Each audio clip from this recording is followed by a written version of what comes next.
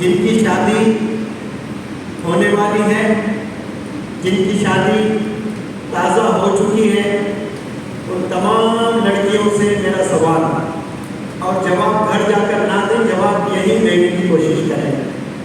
शादी के बाद क्या आप जन्नत में जाना चाहते हैं? अगर ना बोले हाथ कम से कम ऊपर करें। लड़कियों से सवाल है, कोई लड़की जन्नत में नहीं जाना चाहती? माशाअल्लाह। हाँ, शादी के बाद हाथ ऊपर ही रखें। कितने लड़कियां जन्नत में जाना चाहती हैं? माशाअल्लाह, हाथ ऐसे ही रखें, बहुत अच्छा लग रहा है। दूसरा सवाल, कितने लड़कियां अपने हस्बैंड के साथ जन्नत में जाना चाहती हैं? दूसरा, दो हाथ होने चाहिए। अरे वाह माशाअल्लाह। अब तीसरा सवाल, अब मुझे ये बताएं कि आपके हस्बैंड की जन्नत कहाँ है? आपके हस्बैंड की जन्नत कहाँ है? आपके हस्बैंड की जन्नत उसकी माँ के कदमों में है। तो वो गेटवे ऑफ इंडिया बोलते ना, गेटवे ऑफ जन्नत है आपकी सास। जैसा गेटवे ऑफ इंडिया होता है, आपको अल्लाह ने चॉइस दिया। आप ससुराल में रह भी सकती हैं, ससुराल से अलाइगी में अलग से भी रह सकती हैं। It is your choice, but you have no right to distance your husband from his mother. इस वजह से आपको जहन्नुम में डाला जाएगा अगर आप अपने हस्बैंड को उसके माँ से दूर करते हो, क्योंकि कुछ ही साल बाद फिर आपको प्यारे प्यारे बच्चे पैदा होंगे, और 15-20 साल बाद वो जब शादी करेंगे तब पता चलेगा कि ये लड़का मुझसे दूर क्यों हो रहा है, मैं इतना चाहती हूँ सर।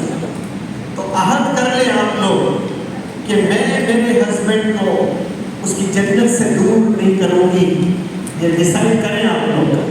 लेकिन आप देखें, पता नहीं ये लड़के भी ऐसे हो गए, हैदराबाद में मीठे चावल बोलते हैं, शादी हो गई दूसरे दिन चोरू के गुलाम, अंग्रेजी में हैंडपैक्ट कहते हैं, HENPECKED, हैंडपैक्ट। मौलवी साहब बता देते कमरे में दूल्हा दूल्हा नमाज पढ़ रहे, नहीं बीवी को पढ़ा दो मैं नमाज, इसमें तरबियत कर रहा हूँ। कहाँ की तरबियत? सास के पैर दबा के तरबियत करवाओ।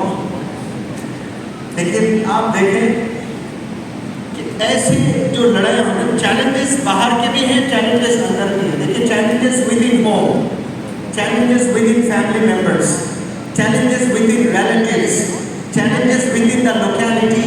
फिर उसके बाद जो यहूदी के चैलेंजेस हैं, क्रिश्चियंस जो हम पर साजिशें रच रहे हैं, वो सब बात की बात है। आप यहाँ 1000 बिजनेसमैन को इकट्ठा करें इस हॉल में और उनसे पूछें कि आपको सबसे ज्यादा नुकसान किससे हुआ है, तो वो जो 1000 लोग नाम लिखेंगे ना, 3-3 नाम लिखने को कहो तो 3000 होंगे ना, 3000 में 2900 नाम आपको मुसलमानों के दिखेंगे जिससे नुकसान हो रहा है। किससे किसका नुकसान हो रहा है? मुसलमान को मुसलमान से नुकसान हो रहा है। अब भारत का सैर कर लें, यहाँ 135 करोड़ में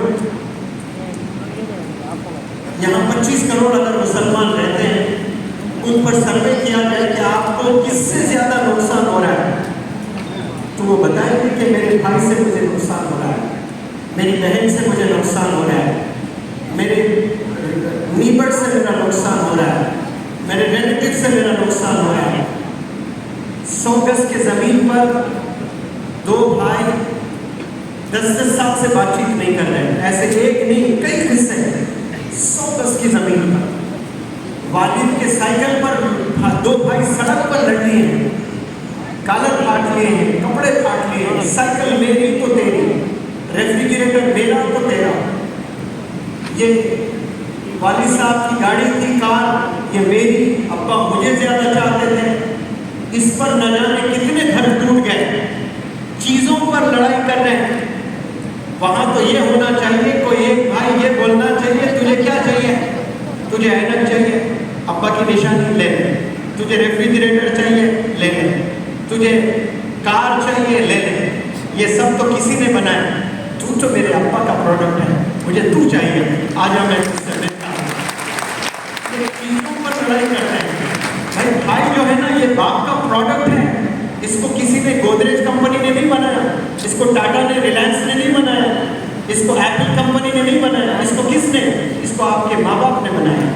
ये माँ बाप का प्रोडक्ट है।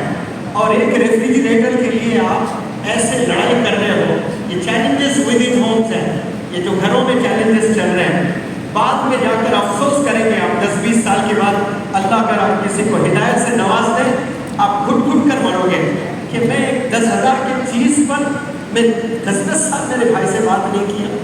और नमाजें भी पढ़ रहे हम लोग, दिलों को हमने साफ करना है। इसीलिए मैं कहता हूँ कि वज़ू 2 तरह का होता है। एक वज़ू जो पानी से हम बनाते हैं